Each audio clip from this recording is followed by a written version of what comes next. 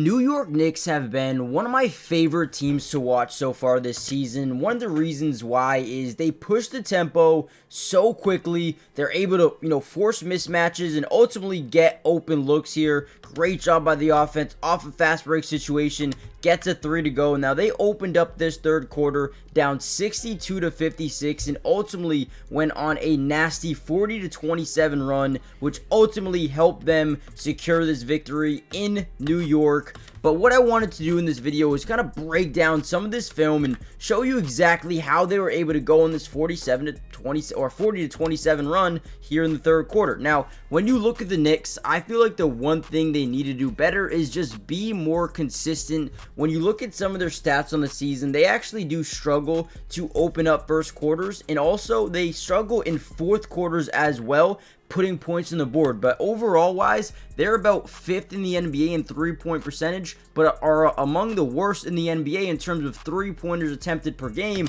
I feel like this Knicks team has to find a way to get more open looks, because when they do have these open looks, they're knocking them down at a very high rate here.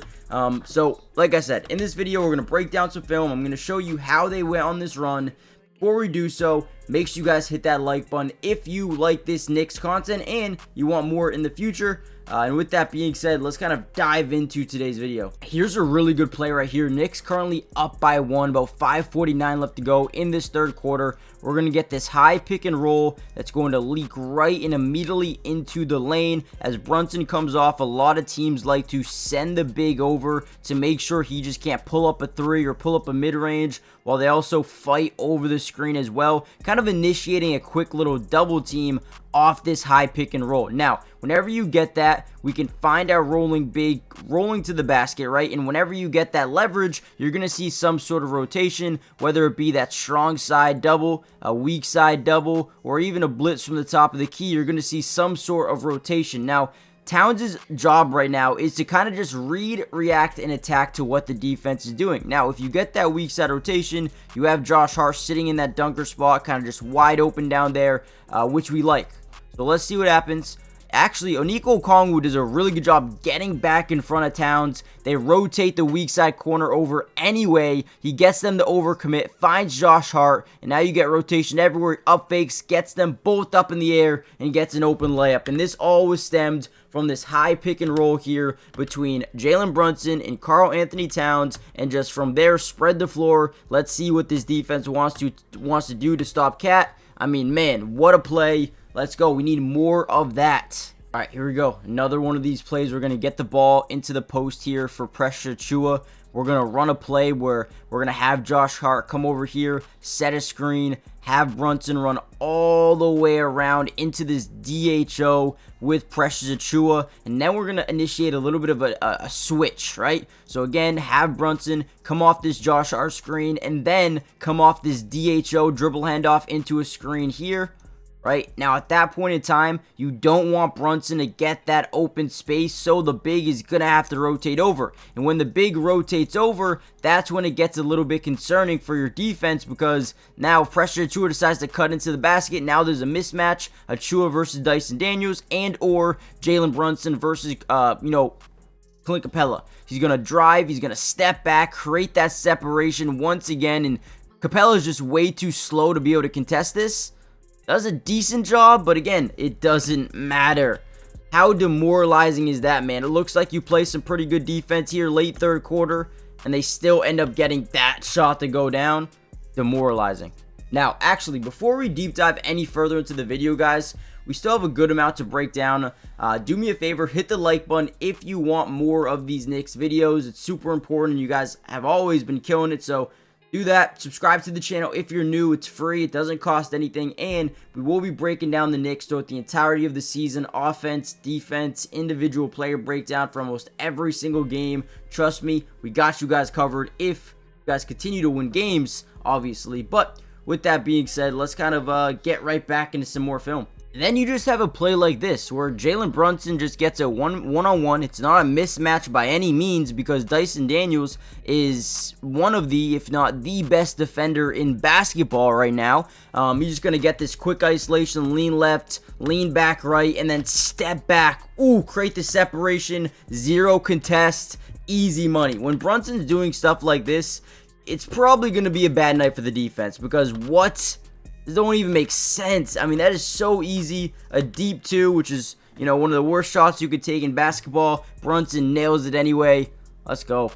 All right, another interesting play. Again, Towns, the center of it, setting this pick. It's not going to be a full pick, though. He's going to kind of allow Trae Young to get around it. And again, usually they like to hedge this big over in terms of getting over there before he's able to pull up and shoot a 3. And it's just something that this Hawks defense wasn't really prepared for, right? No screen. They get the big to kind of stay patient there, just stay still as Towns starts to leak out to this 3-point line, right? Trae Young doesn't really know what to do because, again, he was expecting to have to fight over this screen. They were expecting maybe Towns to leak to the basket, roll to the basket, and instead, none of that really happens. Now Nico says, whoa, I can't leave my guy open. I got to get back to the 3-point line over here. Trae Young's trying to get back into the play where he was never even really screened. So he's trying to get back into this play, and it just won't happen. And one, sound dumb from the 3-point line. I mean, again, so smart. Little ghost screen by the Knicks. Again, a ghost screen's where you basically just want to maybe fake like you're going to come set the screen, get this big to overcommit on the other side of the screen, right?